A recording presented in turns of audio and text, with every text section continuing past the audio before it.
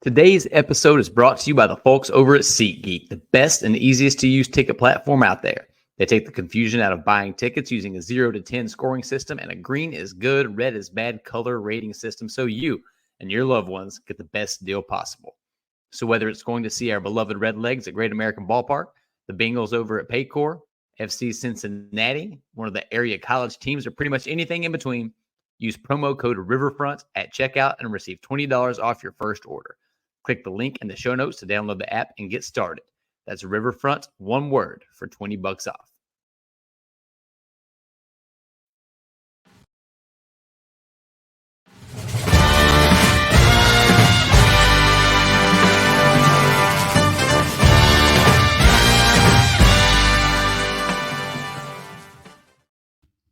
What is going on, everybody? I hope you all are having a fantastic week.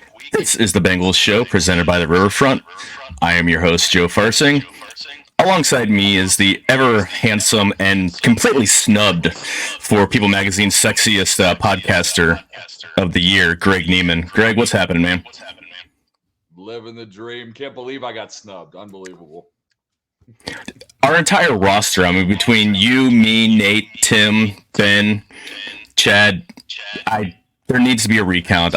We got screwed. I'm never going to buy another episode, never edition of People Magazine again. And I ask that you join me in this boycott. I will join. It feels like a major problem. Injustice. Absolute oversight. We were snubbed. It's all political. So, oh well. If you guys are watching on YouTube, please like, subscribe, and all that fun crap.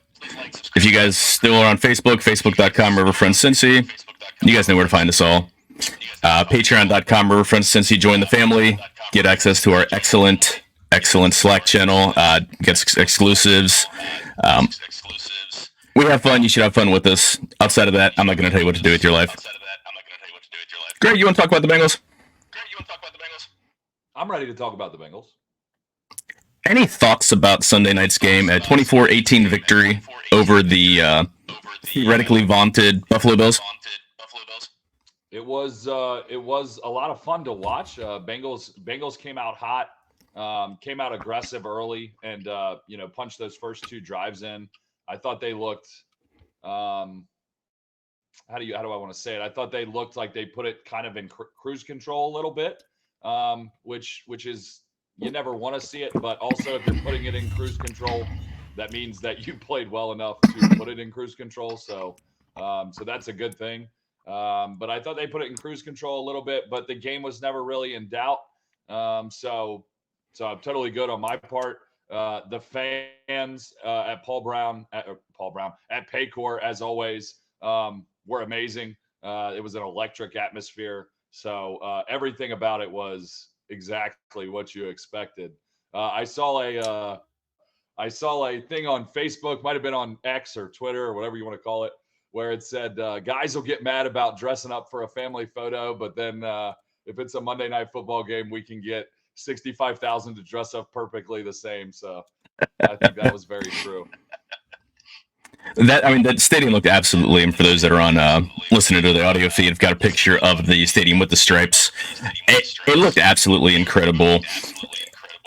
It's surprising considering, the Bengals didn't provide any T-shirts, to make sure someone had, everyone had the right color. Everyone outside of the Bills fans that had their blue or white, it's hard to see anybody that didn't actually, do their part. So. They're trying their best to create. It's almost like a college atmosphere. NFL game atmospheres are kind of ass, if you ask me. It's just a bunch of people that are just drunken assholes and belligerent. And if you can make it more of a college atmosphere, it makes it a little more fun for the family. Do the cool stuff. They've got all of the Rulers of the Jungle. They've got the guest guitarist between the third and fourth quarters. Stuff like that. It's a completely unique atmosphere just over the couple of years. Again, kudos to the Blackburn sisters for what they're doing there. Was this a ho-hum game?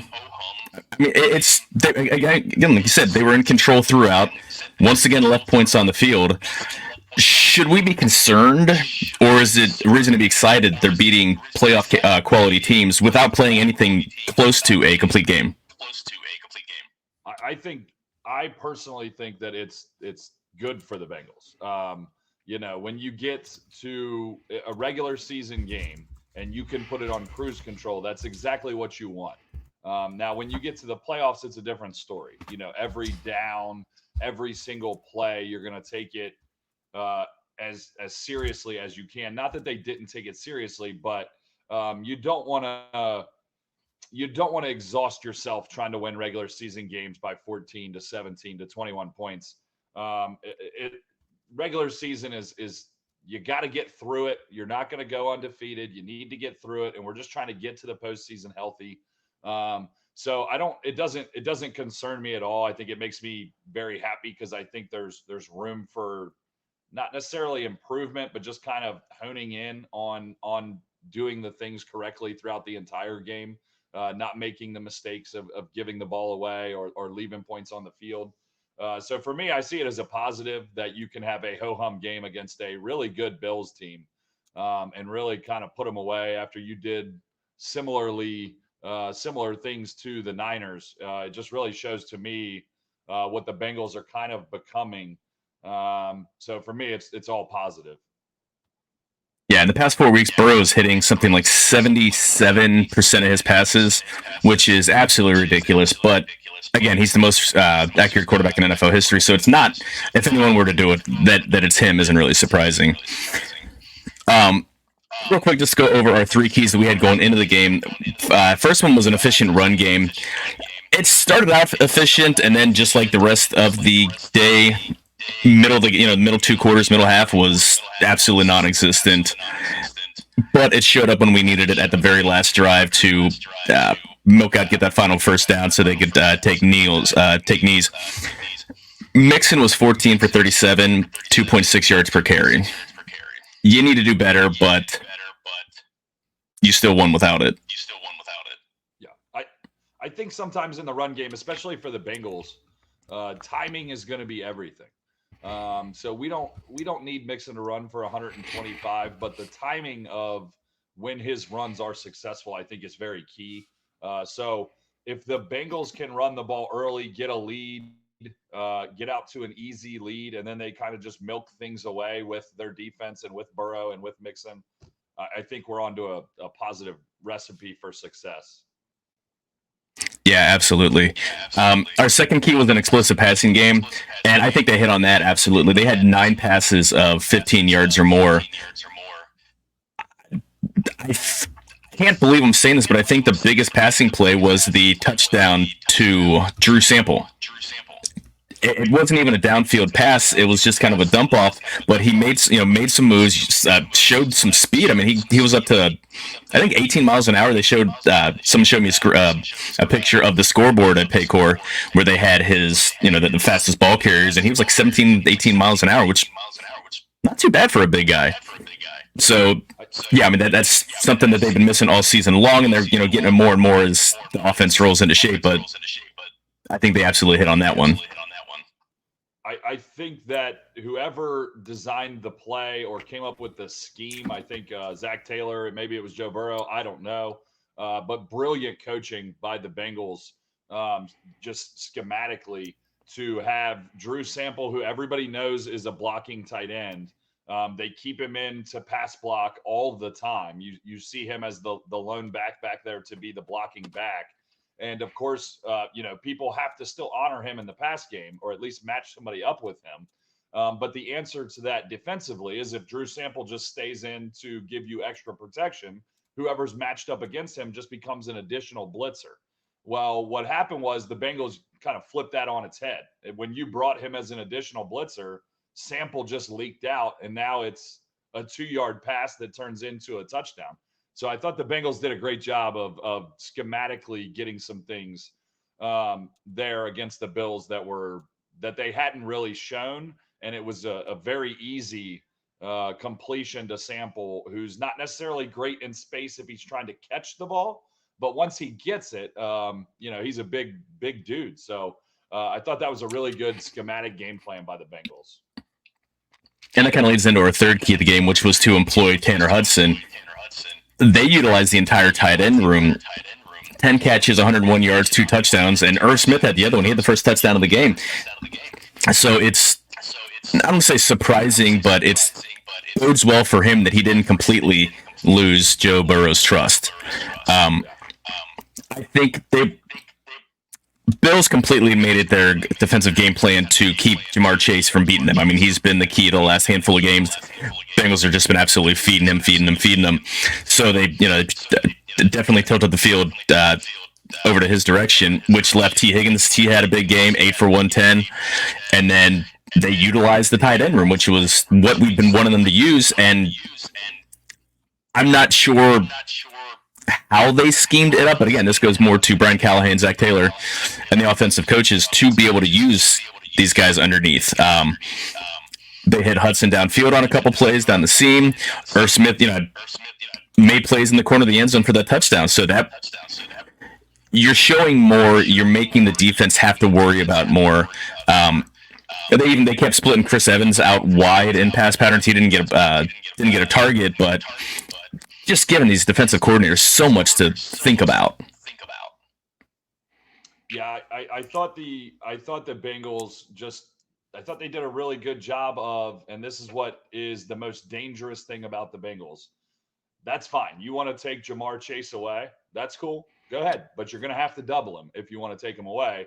And the Bills were using a lot of zone, which is part of being able to get over top and underneath of Chase. And the Bengals said, okay, that's fine. We're going to go elsewhere, and we're going to absolutely eat you alive going elsewhere. And if you can do that, now as a defense, what do? Do you take Chase away, or do you try to take everything else away and then Chase goes off and has 175 receiving? It's just gotten to the point where when the Bengals are rolling right, as a defense, you almost can't be right. I just don't know what you do unless you can just match up with everybody across the board one-on-one, which, I mean, good luck. Yeah, it's funny because everyone talks about, they need to take Chase away, and they've got to completely try to negate him. Bengals went 3-1 last year with him completely off the field, so they'll be just fine if you put more players on his side, because that just gives fewer defenders to cover everyone else. So isolate him, do a 3-by-1, put him by himself on the one. If you're going to double him up on that, then you've got 3 receivers on the other side of the field getting man-to-man coverage or huge gaps in the zone. So good. Last little thing about the offense before we get out of here, and again, we touched on it, still hitting huge gaps in productivity. First 2 drives, again, that's all on script. That's stuff that they plan out before in the week going up to 2 touchdowns, and they went punt, touchdown, punt, downs, kneel, or field goal and a kneel. So, I mean, that's their drives the rest of the game. So it's not quite all or nothing, but they still get stagnant and bogged down. My perspective on that is it's just the offense catching, still just getting up to speed, and Burrow getting in the flow and them being able to just finally work in. They had 5 or 6 weeks of having a limited game plan, and now they're trying to bring back what they had while still trying to figure out what worked, in the first handful of weeks. What do you think is the best, or what do you think is the reason and solution for that? I think when you look at the Bengals offense, you can see exactly what's happening with their progression. You can see step by step. So each game. So, as Burrow got healthy, we saw in Arizona, Jamar Chase. They wanted to get Jamar Chase going. He goes absolutely off. From that point, every week, it's been a different step forward, and it's been a different transition in the offense. If they keep that going, I mean, you can literally clearly see the Bengals offense taking steps in the right direction with the tight end room, with T. Higgins, with Jamar Chase, with Joe Mixon. Every week, you see that step forward. If that continues, they're going to be in a really, really good spot late in the season. I love where the Bengals offense is at. I love where it's headed. They're going to have a lot of answers to a lot of things that people are going to try to do to them. And when you can do that, that makes the defense basically just have to guess. when you can't stop everything as a defensive coordinator, now you just have to guess and hope you're right on what they're going to do to you. That's a scary situation because that means at any point, if you guess wrong, big plays are coming. And that's where I think the Bengals are headed. I think they just keep moving forward methodically, yet you can still see the results pretty dramatically. Yeah, if they can get the defense, I mean, not to look past this Sunday's game against the Texans, but going forward, you have the Ravens and their defense. Between their defense and the Browns' defense, man, they're just some ridiculous defenses the Bengals have to face. Again, once more this year. But if you can just get them off, just get them to slow that little quarter of a second, just to get them to think, it's. Obviously, I mean that's if you can make the team react, react to you instead of you react to them, then you've got the advantage. So, going forward for the defense last week, 3 keys. First one was to frustrate Stephon Diggs. He had 6 catches, 86 yards, and a touchdown. It's a decent game, but half of those yards were on the first drive. 2 catches for 43 yards, and then he was 4 for 43 the rest of the game. So. Cam Taylor-Britt, physical coverage. I mean, there's Peter Schrager, who's an analyst for NFL Network, is talking about Cam Taylor-Britt being one of his all-pros for the season. So I can't say I disagree with him there. Yep, same page. No. Second key we had was to get in Josh Allen's face. Bengals only had 1 sack, 5 hits, 22 hurries. It was nothing spectacular, but they got, they were there and they needed to. BJ Hill is continuing to have probably his best season that he's ever had as a pro. Henderson, is going to get his pressure, but the defense as a whole was performing so well, they didn't even need for the pressure to be in his face. So, yeah, I thought the defense played really well. The wild part to me is I thought Josh Allen looked comfortable, like he wasn't under a ton of pressure. I thought he looked comfortable, yet the results still weren't there, which is a great thing for the Bengals. I think the Bengals defense is really, really starting to come around and look quite dangerous. I think this Bengals defense has a chance to progress to be better than the AFC Championship defense. I really do. I think they have all the pieces. They've got the front four. They've got the linebacking core, obviously. And I think this secondary is, I think with every minute of the day, they get better. I think they go to bed, they wake up, they're better than when they went to bed. It's like insane. I just think this secondary has a chance to be so special. They're so fast, and if they can run around without thinking, they're going to be so good. You're going to give up a big play. I mean, someone's going to whiff on a tackle. They're going to be a little over aggressive, but you'll take that if and they still don't give up points in the red zone. Like they trade 7s for 3s all day long. Going back to saying how comfortable Josh Allen looked, the interception that he had, there was nobody around him, but he started patting the ball, and he was just trying to set up a hole shot that Taylor-Britt absolutely baited him into and got an easy interception. So this is a second-year quarterback baiting one of the most, I don't say seasoned, but I mean one of the most explosive, better quarterbacks in the entire NFL. Yeah, I mean clearly a quarterback that's been a top. I'll say top 5, but you could probably say top 3 quarterback for the last handful of years. I mean, this is a guy. This is a dude. And Cam Taylor-Britt, I mean, that was as easy of an interception as you may ever have in the NFL. I mean, that was a cakewalk. Our third key was to squash the run. They only ran for 68 yards total, only 38 on design runs. Josh Allen had 30 on a couple scrambles. He only, and again, like we said going in, they only had 3 design runs. He doesn't run the ball much going in, which was hilarious listening to Chris Collinsworth during the game. Owns an analytical company. I mean, he owns Pro Football Focus. That's his baby. He acts like he doesn't read any of the work or read it because he kept talking about how much his design running ability. I'm like, he doesn't run much anymore. Yeah, he will pull down and run when when no one's open, but his game isn't these design runs anymore. Chris Collinsworth is not my favorite. I love Pro Football Focus. I think he did a good thing there. But when he's announcing, I mean, I don't know. I'm sorry. I can't. I do not enjoy listening to him announce a game. The next pregnant pause that he allows in a broadcast is the first. He just can't allow just the smallest smidge of silence. He's got to keep talking. It's like, just let a play go. Just let the play react. Let the actual play-by-play announcer call a play without jumping in. Like, just shut the hell up. Again, after the Bills, pretty much, I mean, they marched down the field on their first drive, 7 plays, 85 yards, and the touchdown.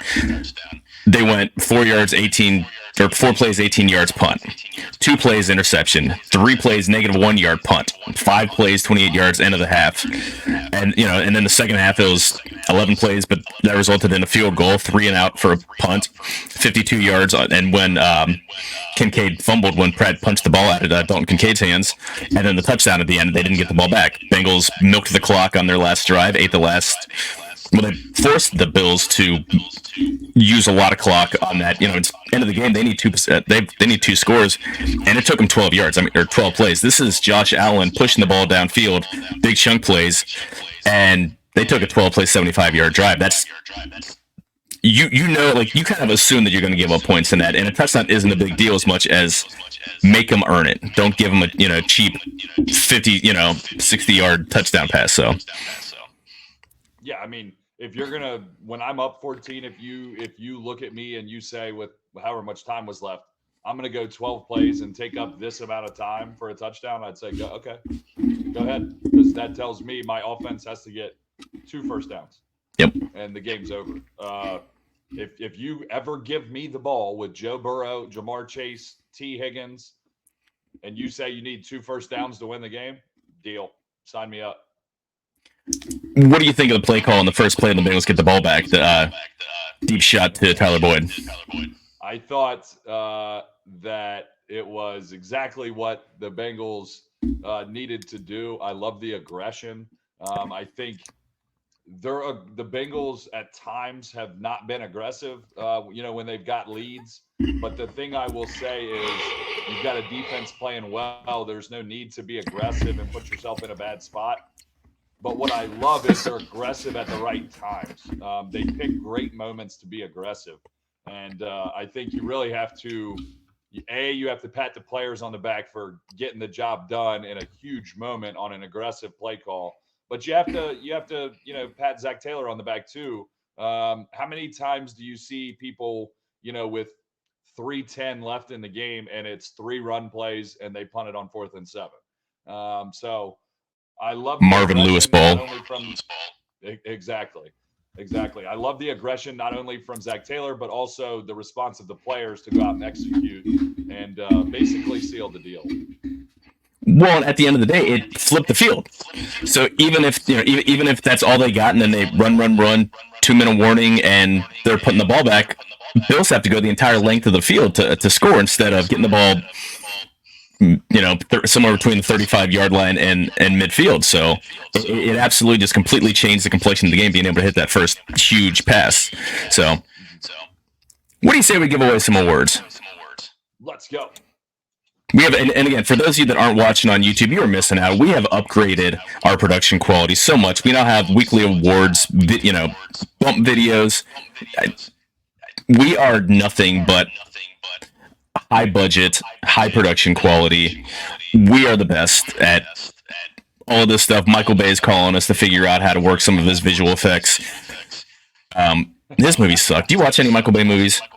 No. Yeah, they're. Hey, look, shit's exploding, and the plot makes no fucking sense. Hey, you know what makes sense? Giving away the Joe Esposito Award.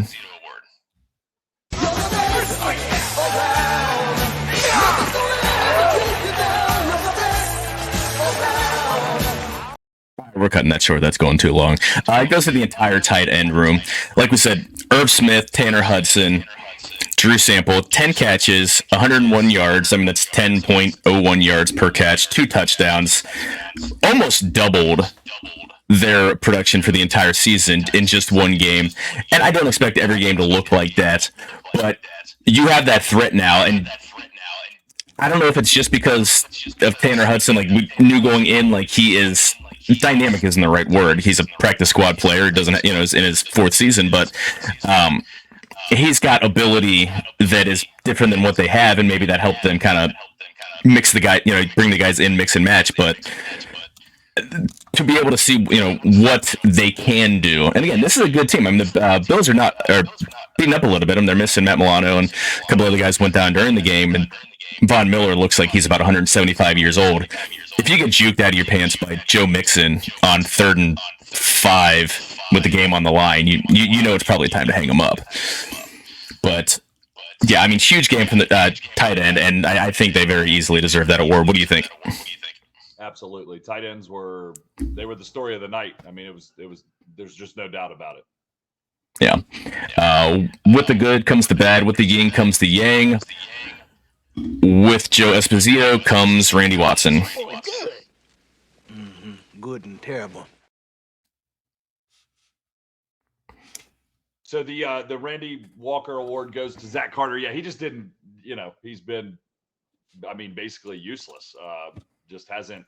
I feel like him and Irv Smith are neck and neck with how little production. And we got some from Irv Smith. So now we need to see just it's just that extra. We talk about this all the time. If you give us defensive line depth, we just need something. We just need a little bit.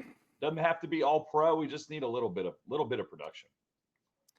I don't know, like leaving the notes, Randy Walker. It's Randy Watson. And I'm really embarrassed that I keep putting that because I keep saying that. Like, it's Randy Watson, for crying out loud. I've seen that movie approximately 750,000 times. And then because you're just looking at the notes. You said Walker. Okay. You said Walker, but that's because I had it written in the notes as Walker because I'm an idiot apparently. I knew it was Watson, but one thing that's kind of, I'm saving grace is the wrong word, but that's kind of mitigating the impact of having no backup on the defensive interior for pass rush is Miles Murphy's coming on. He's getting more and more snaps. We talked about this a couple weeks ago. They were talking about utilizing him more, and he's starting to look really good. The production, if you're just looking for sacks and things like that, it's not there, but he's pushing the pocket. Again, if you get pushed from the interior, DJ Reader isn't going to get you a lot of sacks because he's not the pass rush guy, but if you can, that gives the quarterback nowhere to step up into, which means if your guys on the outside, if Sam Hubbard and Trey Hendrickson, who's been doing it all year, the sacks there for him, because the quarterback's got absolutely nowhere to go. So it's looking for Miles Murphy to keep putting it up. If people that were losing their shit because he doesn't look like Lawrence Taylor because he was a late first-round pick, like, oh, he was a bust, and like, no. He's doing what he should be doing. He's busting his ass. He's doing just fine, and you're going to start seeing some of that production here the later we get into the season. So, yeah, again, I think as long as we just continue to see progression, if you want to think about it in a certain way, in a positive way, he's been a million times more productive than Dax Hill was last year, and Dax Hill's an absolute stud. So if they match up, their trajectories match up, then we're in great shape. Yeah, he had 9 snaps, 9 pass rush snaps last week. He had a 77 grade from Pro Football Focus, which is pretty good. So, and again, he's doing a lot of this from the interior. He's got the physical ability to be able to absolutely, if they're doing a twist or stun or anything with him and Hubbard or Trey Hendrickson, like, he's got the ability, like the strength and size to be able to occupy 2 linemen to be able to free it up for the outside pass rusher to sneak inside. So, before we get going, but talking about next week's or this upcoming game, we got a little bit of news and notes. Bengals do have a little bit of injury concerns going into this week. Jamar Chase has a back issue. We saw that during the game when he went up. Burrow, it was a missed pass by Burrow. There's no other way to say it. He had his defender beat by 2 steps, and he just underthrew it. Chase tried to go up to make a great catch and just got upended a little bit and landed really hard on his back. He came back into the game, missed the play, but they were working on it. And on Monday when he was in the locker room, the best thing he could say to the beat reporters was when they asked him how he's doing, he's like, "I'm alive." I don't know if anyone's had, like, how many people had back injuries. It's not anything that's it's going to be long term and bothering. It's just going to be a matter of comfortable, and they're going to be able to get it loose, and it's just going to be sore for a while. The only reason that it's even an issue is because T. Higgins popped up as a limited participant Wednesday with a hamstring issue. We're coming at this is 1:30 on Thursday, and haven't seen anything about participation or anything for Thursday's practices to see if it was just a small thing and he's going to be limited, or he's possibility of being out. And especially the Bengals have a short week going forward after this week, so if there's any bit of question or consternation about him being out this week, I think you got to sit him or Chase for that matter. But I think Chase is more of a go because his is not a soft tissue issue. It's more of just a comfort and playing through the pain. It could be it could be a big game for the wide receiver depth. We'll get into that when we look forward more into the game. But T's hamstring is definitely something to look forward to, or to look not forward to, look into and be a little worried about until we get a little further deeper into the week. Sam Hubbard popped up with a little bit of an ankle injury. So, any thoughts on any of the injuries that the Bengals have so far? I don't think any of them are massive cause for concern. Of course, you're gonna look at it and you're worried about it. But to me, it's really about if the Bengals can somehow just survive Sunday. If some of these guys are missing, if they can just survive Sunday against Houston, which I know that's the definition of a trap game when you're just like, if we can just get past this one, we'll be all right. But if they can survive Sunday, I think they're in a really good spot. Obviously, coming back with a Thursday game against Baltimore, it is a little tricky there with the quick turnaround. But I think you got a little, 10-day window that if you can just kind of survive in advance, it almost feels like a playoff little 2-week window. Just survive in advance, and the injuries, they're not long-term injuries, so that's fine. So I don't have a massive amount of concern, and I'm just hoping we can get through the 10 days without anything major. Yeah, and another thing that's helpful is if either of those have to miss, Charlie Jones was designated to return from the IR with his thumb issue. Now, he hasn't been activated yet, but that's probably procedural. I would assume that he's going to be up. We've seen Yoshi integrated more and more, running more routes. He's not getting a ton of targets because you have 3 horses in front of you, but he clearly has Joe Burrow's trust. Trent Irwin has Burrow's trust. Tyler Boyd. I think they'll be fine. You don't want to be down your 2 best weapons, but Bengals are uniquely positioned to be able to withstand if need be. Yep. Have you taken a look at the Texans injury report? I have not. It probably would have been easier to list the players who weren't on the injury report. They had 23 players. Holy cow. Yeah. Will Anderson did not practice. Blake Cashman, the linebacker, he's having a fantastic season. He's graded like 85 and above in every measurement on PFF, in coverage, in tackling, in pass rush. I mean, he's having a fantastic year. He didn't practice. Steven Nelson, which is one of the starting cornerbacks, he didn't practice. Daryl Stingley. That's his dad. Derek Stingley. I got one. I mean, it's close enough. It's his parent. He's coming back from IR, so it's questioned. He probably, I don't say probably, but it's not guaranteed that he's going to be activated for this game as he's still working back. Jimmy Ward, starting safety, he didn't practice. Laramie Tunsil probably just got a Veterans Day of rest. He's a fantastic offensive tackle, but they've got so many guys. So if this is the week the Bengals are going to be a little bit nicked up, this might not be the worst week because they're going to be going most likely against backup cornerbacks and a backup safety. That would be the time for it. Yeah. Again, you prefer everybody be healthy, but you do what you can. Take a quick look here at the standings. Last week, again, divisional sweep. This keeps happening. This division is too damn good. I mean, even the Steelers, who have an awful offense. Browns don't have a very good offense. They just keep winning. Baltimore's looks like a damn runaway freight train right now. They won 37-3. Lamar Jackson barely had to throw the ball. I mean, he had 150 yards passing, somewhere in that general direction. They just steamrolled him. Luckily, the team I was playing in fantasy had Geno Smith at quarterback, and I think he had 2 points for the entire game. It was a bad week for Geno. Yeah, it's Ravens look like they're possibly the best team in the NFL.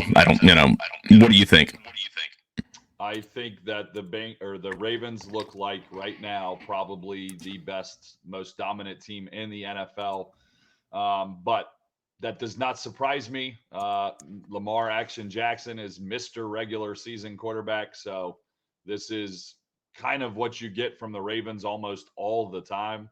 And how many playoff wins does Lamar Jackson have?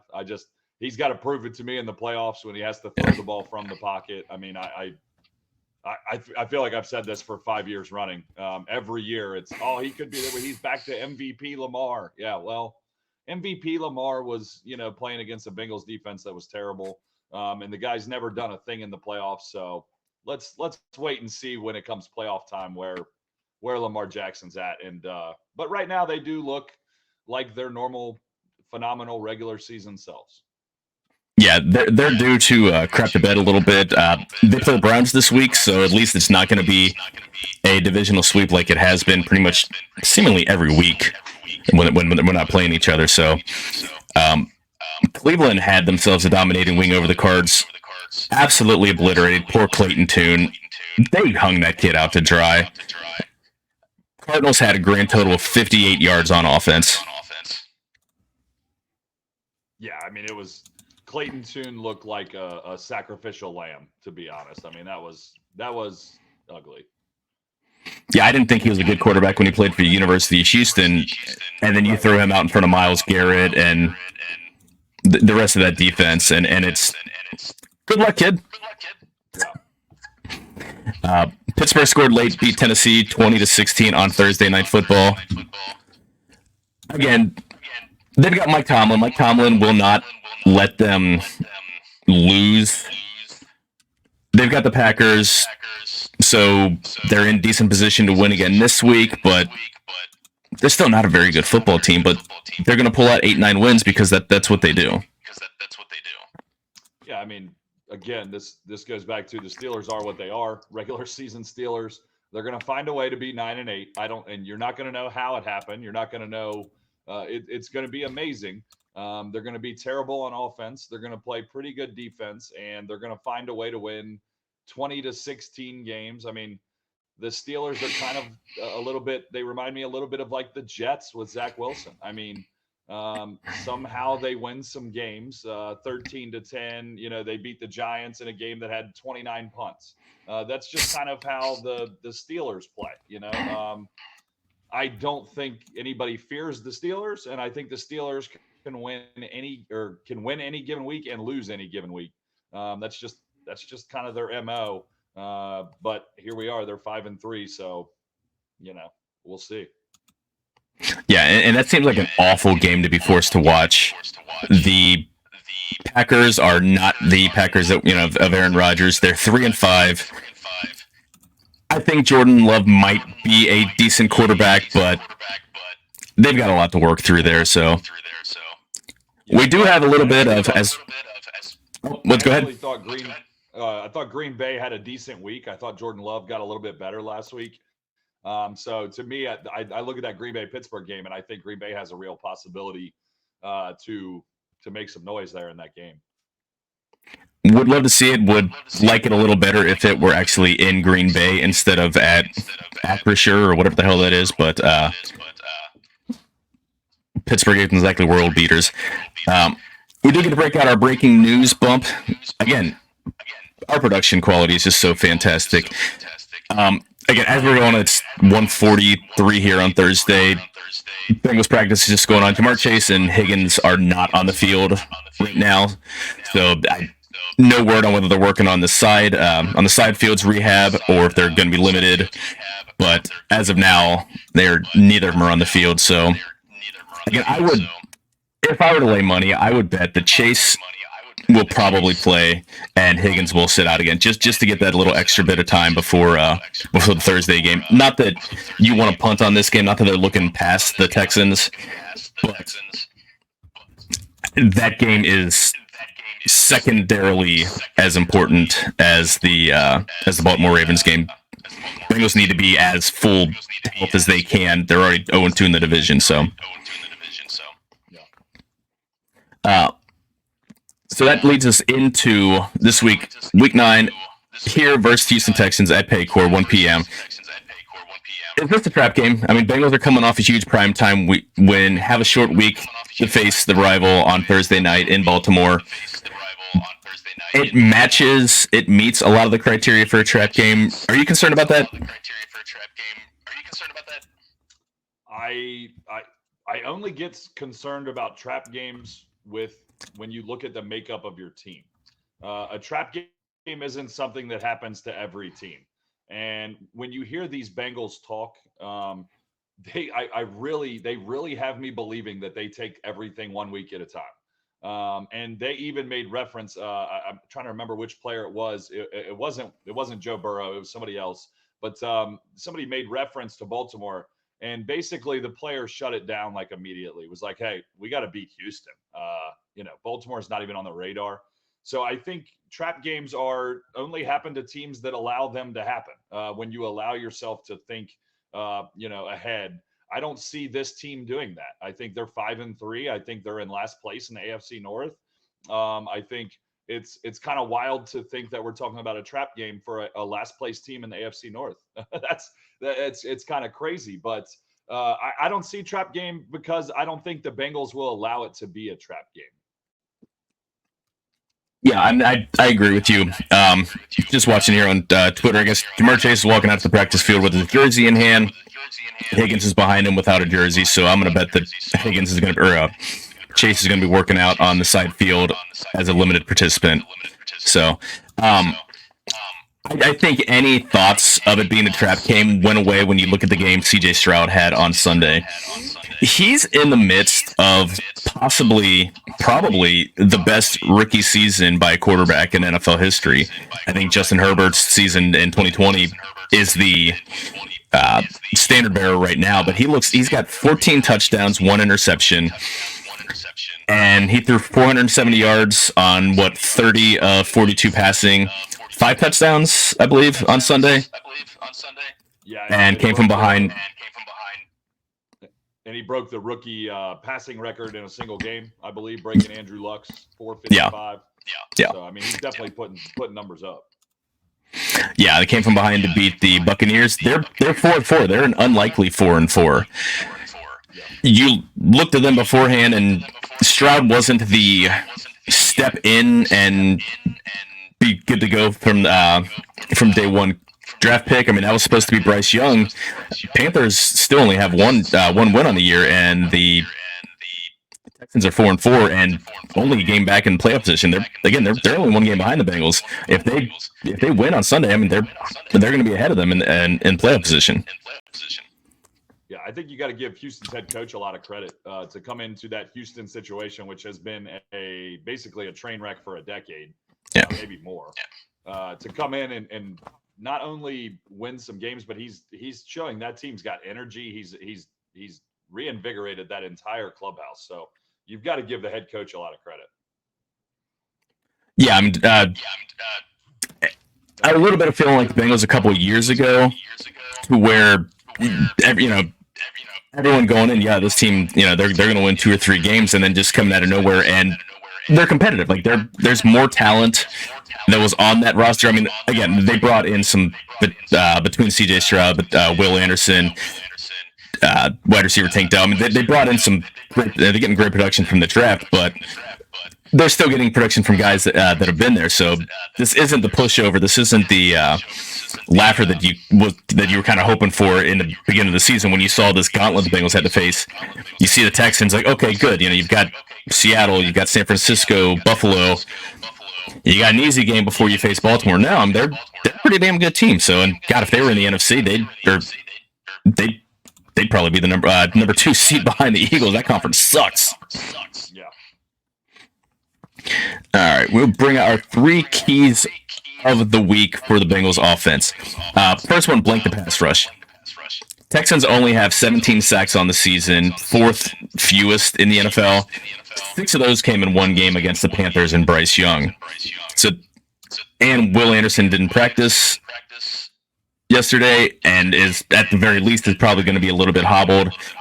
Bengals offensive line has been gelling, and probably looking like the best offensive line they've had since Whitworth left, maybe. Yeah, for sure. I mean, in my opinion, yeah, for sure.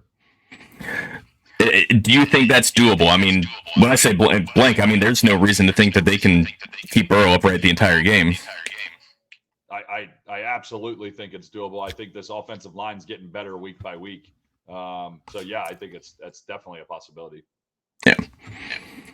Second key we have, and again, this we'll see how it goes. Can the wide receiver feast without T and Jamar? Again, they're likely going to be going up against a lot of backups in the Houston secondary. With what we're seeing from Yosivas, from Boyd, Irwin, Chuck Sizzle's going to be back. I feel good about that. You're not going to get someone who's going to be able to win every single one-on-one matchup like you can kind of expect Jamar to. And maybe this is the reason why they drafted 2 wide receivers in the draft, despite already having a stacked room. I don't see any reason why the offense is going to struggle mightily without its 2 guys. They figured out how to use tight ends. That you're still getting production out of Mixon in the passing game. So I think they'll be fine. Where are you on that? I think that that whole onus falls on Joe Burrow. If he can continue to just distribute the ball and make the right decisions, which clearly he's doing. You're not seeing Joe Burrow force the ball to Jamar Chase. You're not seeing him force it to T. Higgins. He waited till they took away Jamar, and then T had a monster game. Tight ends have a monster game. So I think Joe just needs to keep doing what he's doing and find the openings in the defense. And then I trust all of our guys, as if you take away Jamar and T, and that's our wide receiver room this week, I absolutely trust all those guys. I think it's really more about let Joe make the right decisions. As long as he makes the right decisions, I totally believe in our wide receiver room. And they're showing so much more creativity, so you don't need just sending 2 wide receivers out and just win your matchups. They're moving guys around. They're using different formations. Joe Burrow is 20 of 24 throwing from under center or throwing from play action in the past 2 games. So he's finding favorable matchups and finding the open guy and getting rid of the ball, and they're absolutely feasting right there, which I was leery about them trying to go to an under center look because they were terrible running the ball under center last year. I like Burrow being able to just line everyone up, look at the chess pieces, but they figured something out and they're killing it under center. Again, not that they need to go primarily to, but the last couple of games when they've started to bog down and struggle, it's in a time when they're off their scripted game plan and they're using more of the old standby Bengals play calling that they've used for everything from under center or everything from in shotgun RPOs and stuff like that. That just teams are game planning for it. Teams are ready for.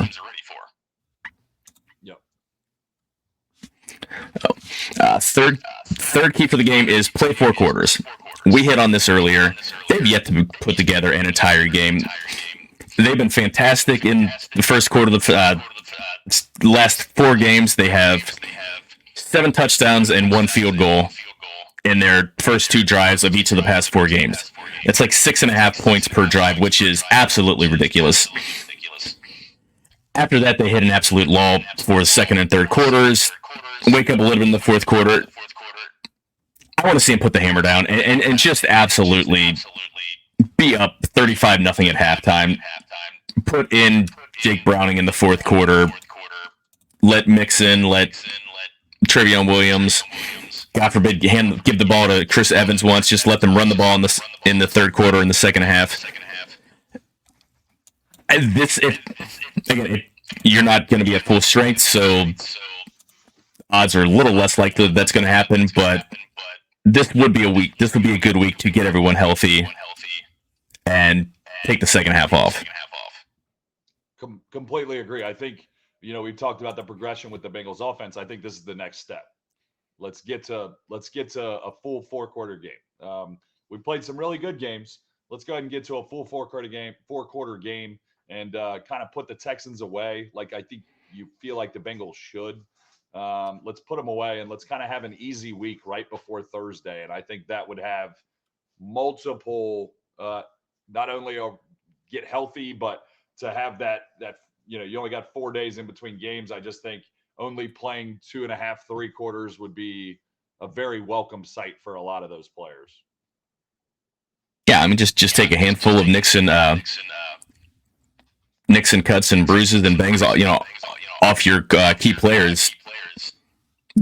Obviously everyone wants to do that every week. You want to hang half 100 on teams, but this looks like this is a week that's a possibility. You got a team that just absolutely, we've spent time talking about how the Texans are a surprise and they're a pretty good football team, but when you've got 23 of your 53 guys on the injury report, you're beat up. So they're just hoping to get through the next game without any more guys going down. So let's talk about the defensive keys. Let's get to it. The first key is if you can't stand the heat, stay out of the kitchen. We got to bring the heat.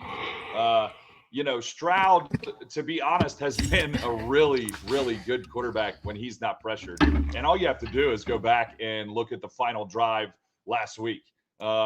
If you don't pressure him, this guy's going to dice you up. His completion percentage without pressure is almost 70%, sitting like right at 67. When he is pressured, it drops to 48. That's a significant drop. So that's something we have to do. We've got to pressure him. We can't let him just sit back there, and he's like the lazy chair quarterback. You can literally see him when he gets comfortable and he's just sitting back there and just winging it. He's a dude. I mean, he's a guy. This guy can play.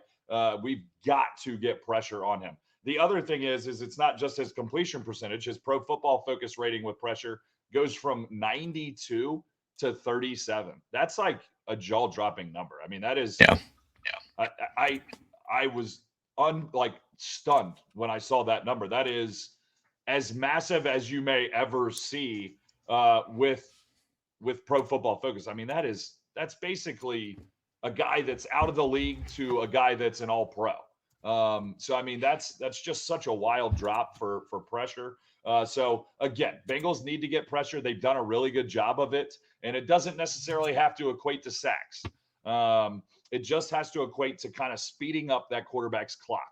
And you saw it with Josh Allen. You spoke about it with the hole shot. He patted the ball and he wanted to get rid of it. Well, you want to get rid of it because your internal clock is saying, I got to go, because the Bengals are just constantly getting there. So even though the Bengals only had 1 sack last week, I thought they got enough pressure. I think they need to get a little bit more this week, just a touch, and make sure that Stroud doesn't feel comfortable. The other part. Go ahead. Talking about his the PFF score of 37, Des Ridder, who obviously I'm irrationally a fan of because he's a UC fan. He was benched by a team who's not very good and does not have another a decent quarterback. His grade under pressure is 39. So if you've got eyes in your face, you're better off with Desmond Ridder throwing the ball than CJ Stroud. That tells you all you need to know. That also tells you how well their offensive line has been keeping him clean, that he's been able to put up ridiculous numbers when he's been so erratic when guys are in his lap. Yeah. I mean, that is, me about how I feel about Desmond Ridder. So if you're saying that he's worse than Desmond Ridder when pressured, you got my attention. You know what I mean? Yeah. So the other part is keep everything in front of the safeties, which I think the Bengals have done at least the last 3 or 4 weeks. I think they've done a phenomenal job of, really since the Ravens game, probably. So we need to do that again. The Texans have 3 receivers with 14 catches, with 14 plus catches that average over 15 yards a catch, which is again also kind of a mind blowing stat that they could have that many big plays. But I think that goes to C.J. Stroud. He's that good if you don't pressure him. He can fit things in small windows deep down the field because he is that good. So you've got to get that pressure. I think those two play hand in hand.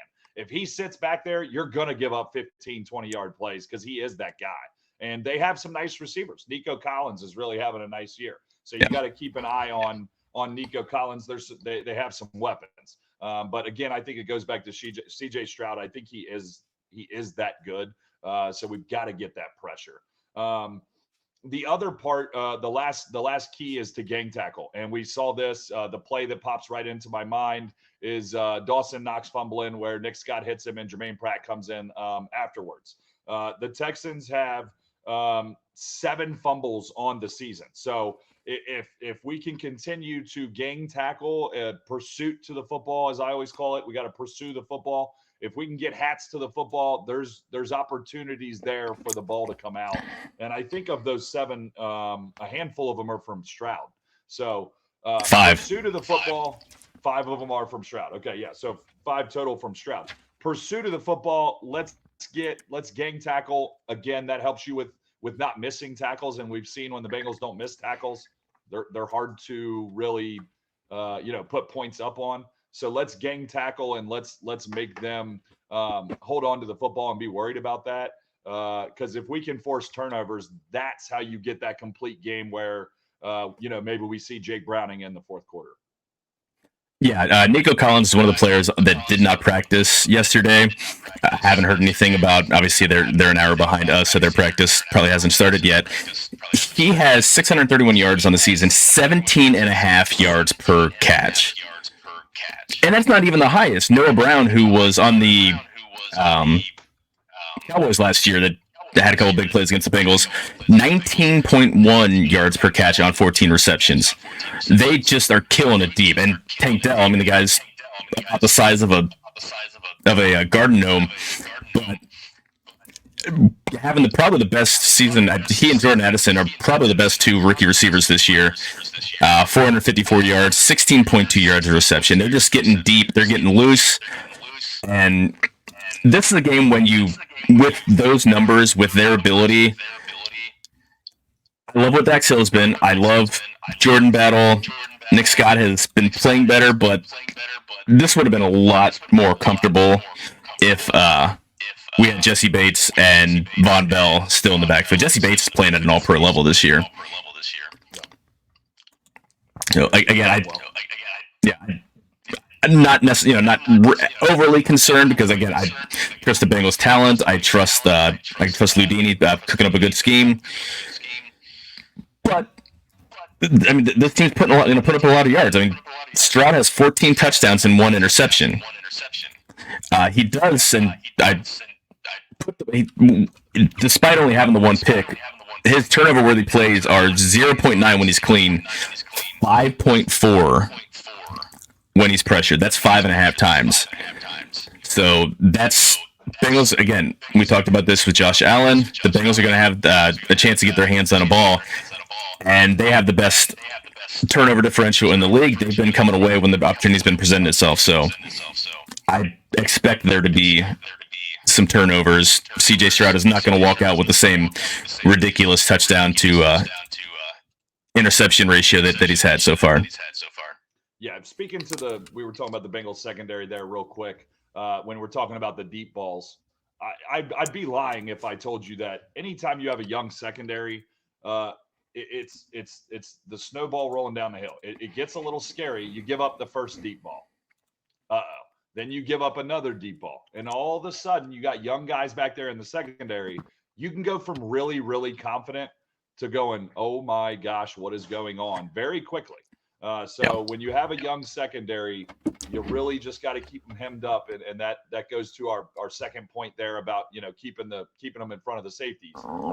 Do not let that deep ball get going because when you have a young secondary, it's I'm telling you, you can lose that confidence in a hurry. Yeah, and DJ Turner had his first little bit of a struggle on Sunday. He was responsible for the touchdown pass to Diggs. He just got roasted. I mean, none of these guys are as good as Stephon Diggs, but DJ Turner's been shutting everyone down, and his first little time struggle. I'm not concerned that that he's all of a sudden going to turn into a pumpkin. I mean, he's been fantastic all year long. But, I mean, he's still a rookie. He's still going into his 9th NFL game. So, yeah. Want to do some predictions? Let's go. Let's do some predictions. First up is our good buddy Nate Dotson from the Riverfront Reds. So the upstart, plucky Houston Texans think they're going to come into Paycor and do work against Joe Burrow and the Bengals? I ain't buying it. This has trap game written all over it. I know, emotional wins for both teams. Houston's full of confidence, but it just ain't happening. The boys are cooking, and they're going to pull this one out 29-17.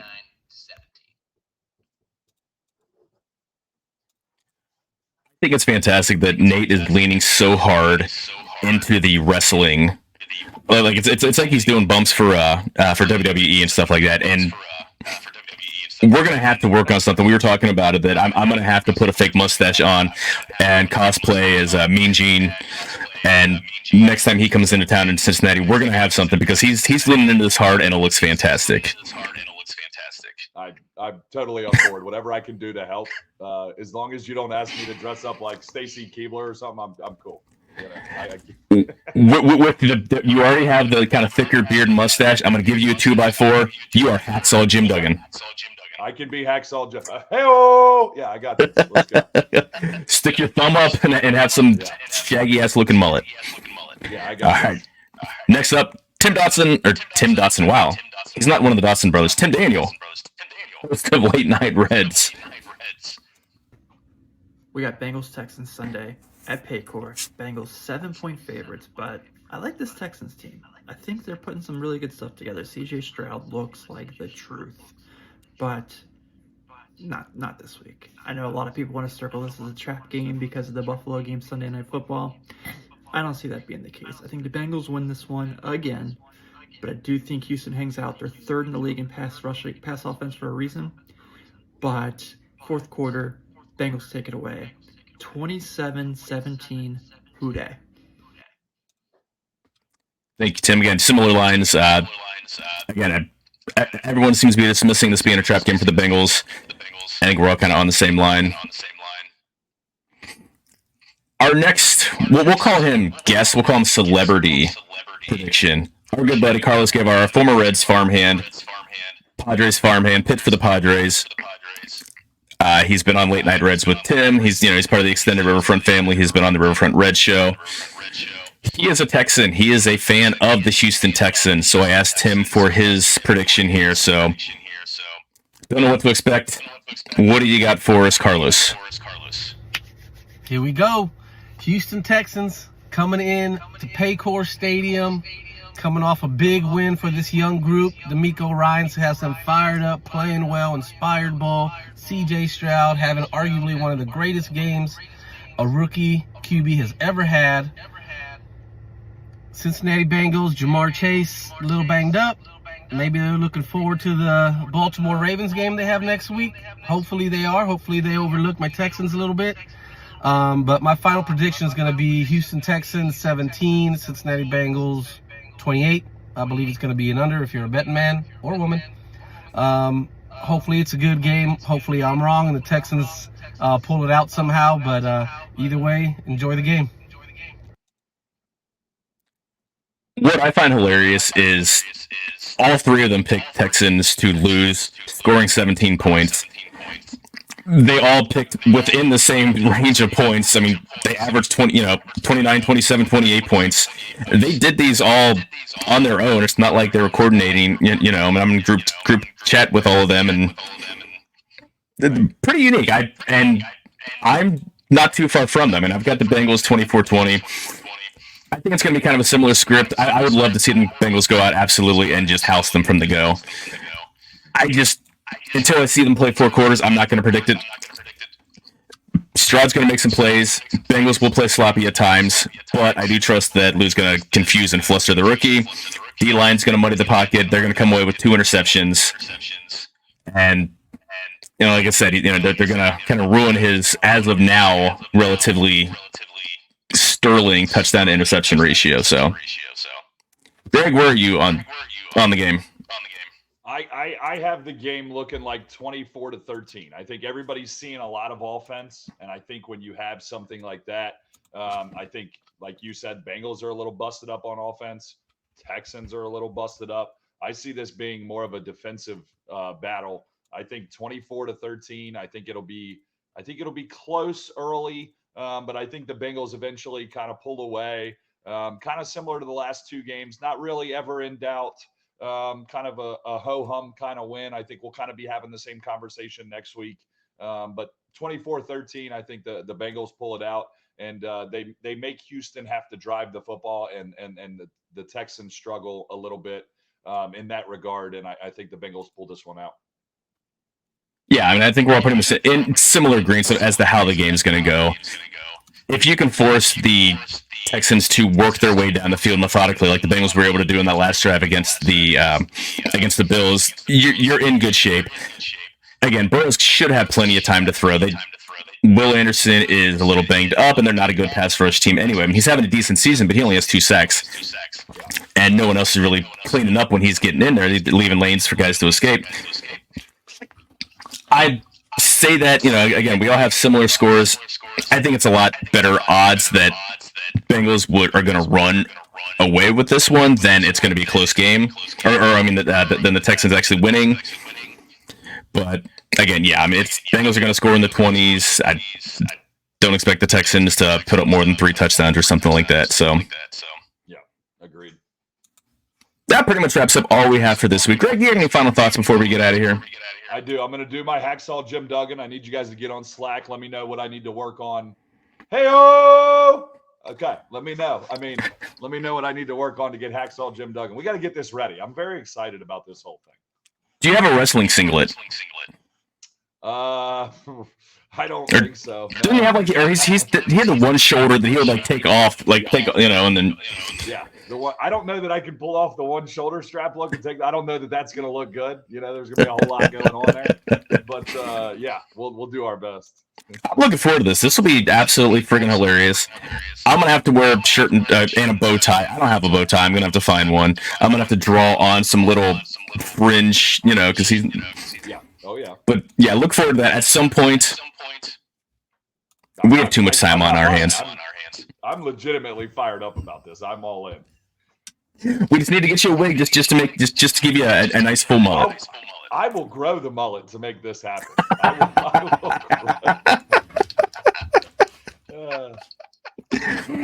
I am absolutely going to hold you to it. All right, everyone. This does it for this week's episode of the Bengals Show. We'll be back here on Sunday night live at 8 o'clock for some postgame. Again, I'm fully expecting to be going on about a big Bengals win, 5 in a row, heading into Baltimore with a big head of steam. Start heading down the stretch and start thinking of actual playoff position and possibly get back into first place and worry about maybe getting a bye. 14-3 is going to get you a first round or the number 1 seed and first round bye, right? You would think. I hope so. That's what I'm aiming for. The Bengals are going to win 13 in a row going into the playoffs. That's completely doable. Hey, don't put it past the Bengals. Don't doubt Joey B. I'm knocking on wood right now. He's undefeated in the past 2 years in November and December. So, all right, y'all. Until Sunday night, everyone be good. Bye.